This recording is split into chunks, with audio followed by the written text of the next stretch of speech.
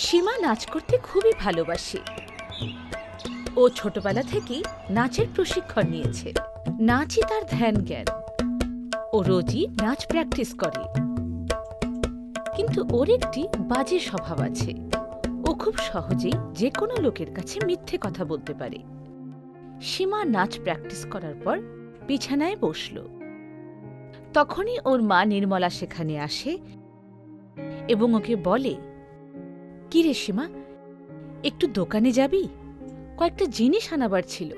তা শুনে সীমা মনে মনে ভাবে, কি সমস্যা, এখনই রোদের মধ্যে দোকানে যেতে হবে? না না, আমি যেতে পারবো না। এটা ভেবেই সীমা তার মাকে বলে, "আমি অবশ্যই যেতাম মা, কিন্তু আজ নাচ করতে করতে পাটা মচকে গেছে। এই অবস্থায় আমি কি করে যাই?" মচকে গেছে? কোথায় দেখি, কোন পাটা? ডান পাটা মা। আহ, কি যে ব্যথা করছে। আরে আরে, সোনা মা আমার, ঠিক আছে, তোর এখন দোকানে যাওয়ার কোনো দরকার নেই। আমি বরং যাই, তুই বিশ্রাম নে। নির্মলা চলে যায়। সীমা মনে মনে খুব খুশি হয়। এভাবেই কয়েকটা দিন কেটে যায়। সীমার একটি স্বপ্ন আছে। শহরের সবচেয়ে বড় ডান্স শোতে ও অংশগ্রহণ করতে চায়, কিন্তু এখনো পর্যন্ত ও তাতে চান্স পায়নি।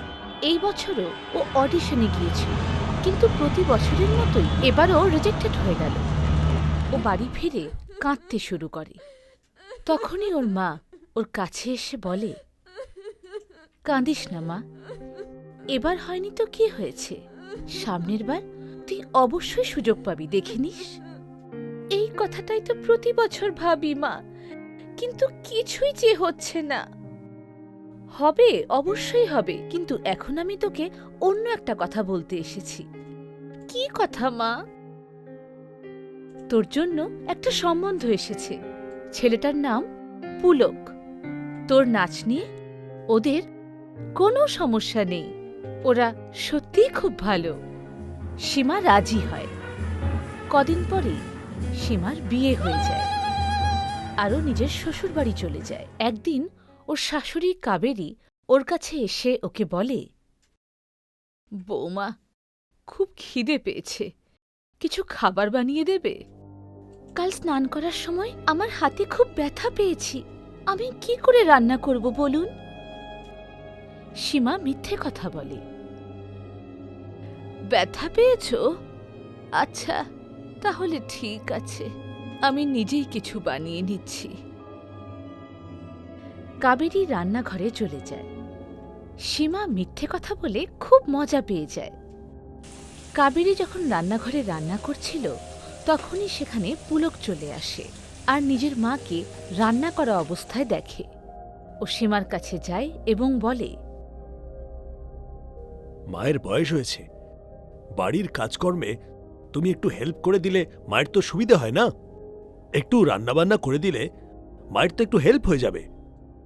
এ কথা বলে পুলক সেখান থেকে চলে যায়। সীমা মনে মনে ভাবে, আরে বাবা, এই পুলকও তো সেই একই রকমের, আমাকে বাড়ির কাজ করার কথা বলছে। আমি কাজ টাজ করতে পারবো না।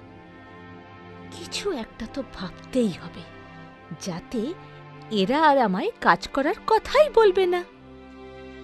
যদি আমি সবাইকে বলি যে আমি প্রেগন্যান্ট, তাহলে কেউ আমায় আর কাজ করতে বলবে না। হ্যাঁ, এটাই ঠিক হবে, আমি এটাই করি।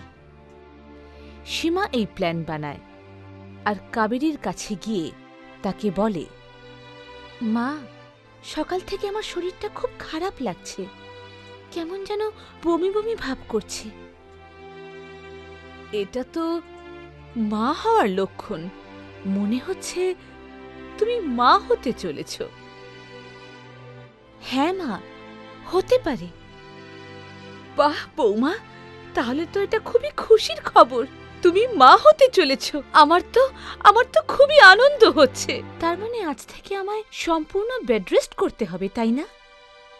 "হ্যাঁ বৌমা, তুমি আজ থেকে পুরোপুরি বেড রেস্ট নাও, আমি সবকিছু সামলে নেব।"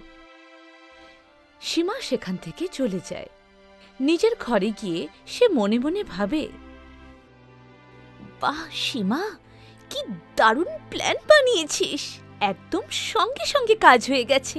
এবার তো বুড়িটাকে দিয়ে অনেক কাজ করাবো। পুলক এই কথাটা শুনে খুবই খুশি হয়। সেও সীমাকে বিশ্রাম নিতে বলে। এরপর থেকে সীমা শুধু শুয়েই থাকত আর কাবেরীকে দিয়ে সব কাজ করাতো। মা, একটু এখানে আসবেন? কি হয়েছে বৌমা? আমার মাথাটা খুব ব্যথা করছে, একটু টিপে দেবেন? হ্যাঁ বৌমা, এখনই মাথা টিপে দিচ্ছি। এ কথা বলে কাবেরী সীমার মাথা টিপে দেয়। প্রতিদিন সীমা তার শাশুড়িকে দিয়ে নিজের হাত পা টেপাত। এভাবেই কাবেরী প্রতিদিন সব কাজ করত। কখনো এ কাজ তো কখনো সে কাজ, কখনো বৌমার জন্য রান্না করা বা তার জন্য জল ফোটানো। এসব করতে করতে কাবেরী ক্লান্ত হয়ে যায়। হে মা দুর্গা, আমায় শক্তি দাও, যাতে আমি বৌমার খেয়াল রাখতে পারি, এই অবস্থায় একজন মায়ের মতো ওর দেখাশোনা করতে পারি। সীমা নিজের ডাক্তার বন্ধুকে বাড়িতে ডেকে সবকিছু বুঝিয়ে দেয়। সে ডাক্তার সীমার কথা মতো বাড়ির লোকেদের মিথ্যে কথা বলে। হ্যাঁ, বাচ্চাটা ভালোই আছে, কিন্তু সীমাকে রেস্ট নিতে হবে, না হলে কিন্তু বাচ্চাটার ক্ষতি হতে পারে। ডাক্তার চলে যায়। এভাবেই দিন কাটতে থাকে। সীমা খুব মজা পেয়ে যায়। সবাই কেমন ওর ইশারায় নাচতে থাকে। ও তো সেটাই চাইছিল, কিন্তু ও নাচতে খুব ভালোবাসতো। ও ভাবে, নাচতে তো আমায় হবেই, কিন্তু যদি আমায় নাচ করা অবস্থায় কেউ দেখে নেয় তাহলে আমার মিথ্যেটা ধরা পড়ে যাবে।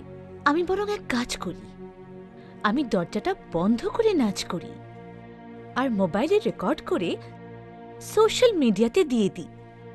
আমার শ্বশুরবাড়ির লোকেরা তো সোশ্যাল মিডিয়াতে নেই, ওরা কিভাবেই বা জানতে পারবে।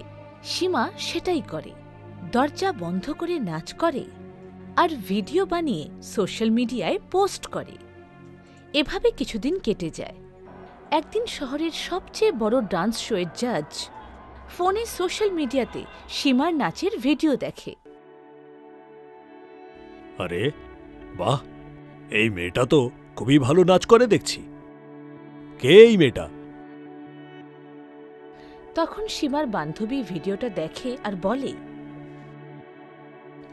আরে এটা তো আমার বান্ধবী সীমা। সীমা? ও, একটা কাজ করো, একে এখানে নিয়ে এসো আমাদের শোতে। আমি একে একজন প্রতিযোগী হিসেবে দেখতে চাই, আর 1 মাসের মধ্যেই শো তো আরম্ভ হবে। ঠিক আছে স্যার। সীমার বান্ধবী সীমার কাছে আসে। আরে তুই এখানে, ব্যাপারটা কি বলতো? একটা জরুরি কাজে এসেছি রে, কিন্তু তুই তো দেখছি প্রেগন্যান্ট, তোকে দিয়ে হবে না। আরে আগে বল তো ব্যাপারটা কি? তখন সেই বান্ধবী সব কথা খুলে বলে। সব শুনে সীমার চোখে জল এসে যায়। একদিকে ওর স্বপ্ন আর অপর দিকে ওর মিথ্যে। এবার আমি কি করি? আমি তো প্রেগনেন্ট হওয়ার নাটক করছিলাম, কিন্তু একদিকে আমার স্বপ্ন। আমি আমি এবার কি করব? একটা কাজ কর সীমা, তুই নিজের শাশুড়িকে সব সত্যিটা বলে দে, নইলে তোর স্বপ্ন স্বপ্নই থেকে যাবে। আমি কখনো ভাবতেই পারিনি যে আমার মিথ্যের ফাঁদে আমি নিজেই ফেঁসে যাব। হ্যাঁ, আমি সত্যিটা জানিয়ে দেব, আমি সবাইকে সত্যিটা বলে দেব। আমি আমার শিক্ষা পেয়ে গিয়েছি, আমি আমি আর কখনো মিথ্যে বলবো না।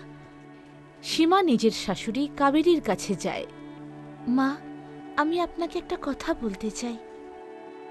কি হয়েছে বৌমা? তুমি উঠে এলে কেন? আমায় ডেকে নিতে।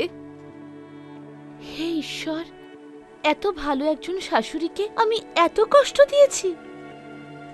মানে কি বলতে চাইছো বৌমা? সীমা সব সত্যিটা বলে দেয়। সে সময় ওর স্বামী পুলকও সেখানে চলে আসে।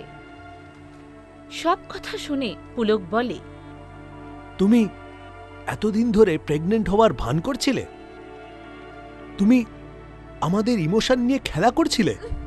সীমা কাঁদতে কাঁদতে বলে, আমার ভুল হয়ে গেছে, আমি আর কখনো মিথ্যে বলবো না। বৌমা, আমি জানি যে তুমি আজকের যুগের মেয়ে, তাই আমি তোমায় সব কাজ করতে কখনো বলিনি। বাস আমার শুধু একটুই সাহায্যের দরকার ছিল, একটু তুমি করবে আর একটু আমি করব, এভাবেই তো সব কাজ হয়ে যায়, তাই না? আমি সব বুঝতে পেরেছি মা, আজ থেকে আমি বাড়ির কাজে আপনাকে সাহায্য করব আর কোনোদিনও মিথ্যে বলবো না।